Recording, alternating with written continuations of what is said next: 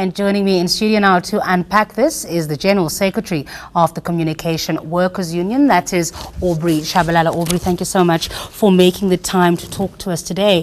What do you make of some of the post office's plans, turnaround plans? Good evening, Ziki. Firstly, I think we not opposely to turnaround strategy in making a post office viable and a sustainable business. That's the first point that we want to put it forward. But however, it is very interesting that we're the first one to raise this since 2005, that we need to restructure the business and how we look at it. But we think that the currently presented turnaround strategy is what we have opposed in the previous board, which I think what have done now by the current administrator is a cut and paste, changing it here and there. First and foremost, we say it's a narrow view of looking to cutting jobs, first and foremost, of about 5,000 plus workers, which will not have a serious impact in terms of the finances of post office.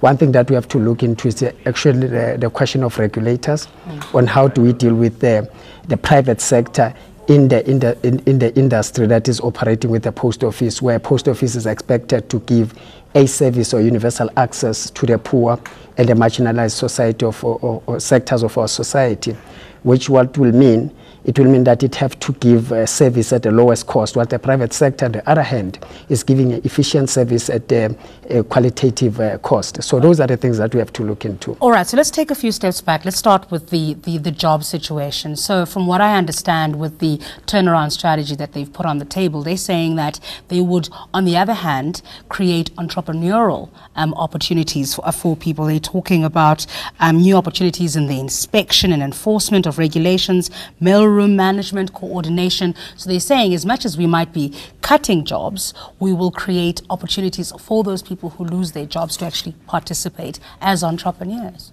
Well, you can't look at post office as a business without looking at the concept of a developmental state, first and foremost, which in a nutshell is to create sustainable and quality jobs. Secondly is to provide a sustainable and good service to the poor in the first place. And now when you talk of entrepreneurial, when you talk about all those things that they've cited, is pure capital business line, which will mean that tariffs will go up, which will mean that services will be limited. Some sectors of post office will be shut down.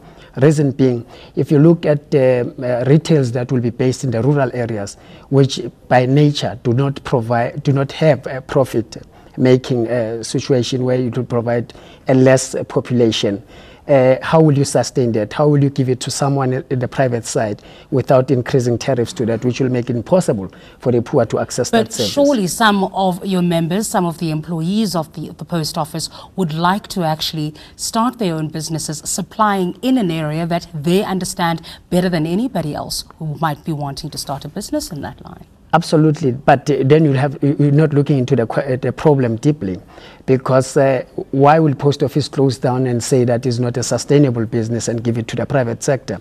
It's on the basis that the tariffs are at a lower stage. It's on the basis that the business is not flowing as it should be, because the government have made these obligations, universal access to the poor and so forth. So you have to look at it in that content. Unless the government distance itself to give the services to the poor, then we can look at a new model from that point of view. Yeah, but we don't have endless supplies of money, right? So if they're saying that currently it's unsustainable, they have high fixed costs, some sort of a turnaround strategy is going to be needed, and cutting those costs is going to be a big part of that. We are in austerity mode at the moment. Interestingly, don't forget to say what led to this paralysis. What led to this paralysis is not that business was not sustainable altogether. It's corruption, it's maladministration, it's 2.1 billion that is accounted for. So all those things, and we've been raising this since 2005. And they would argue the strike also brought the post office to its knees. The strike, if you look at it, is a sporadic strike on the basis that there was an influx of labor brokers, which was a continuation of a corruption that was infiltrated in post office. The strike that they talk about is the last 4-month strike. So you want to ignore what has happened in the past 10 years and want to blame it at the tip of the iceberg. It will be very wrong. So you can't raise that. To us, what it means, and what you have to look into is to what causes the strike in the first place. Workers were not paid. Some areas workers were not paid because there was no money in the post office. Service providers were not paid. Labor brokers were coming in numbers. Other workers were paid more than others. So the core, the center of the strike was around corruption. So if there is no money in the post office, people aren't getting paid, what would you like to see happen then? How do we restructure this organization? One, it will be, having a pie in the sky to say that you want to see post office kick off the dust and run. Firstly, you can't say that the government must not bail out post office. It has to start. There has to start there. It has to be a commitment by government. And to what we need to do, you need to bring back that subsidiary that has been there previously, that the government has been putting into post office, because that is in the core of what the government has committed to, and furthermore to create jobs. We'll leave it there. Thanks, Aubrey. My Thanks for your pleasure. time today. General Secretary of the Communications Workers Union, Aubrey Chabalala.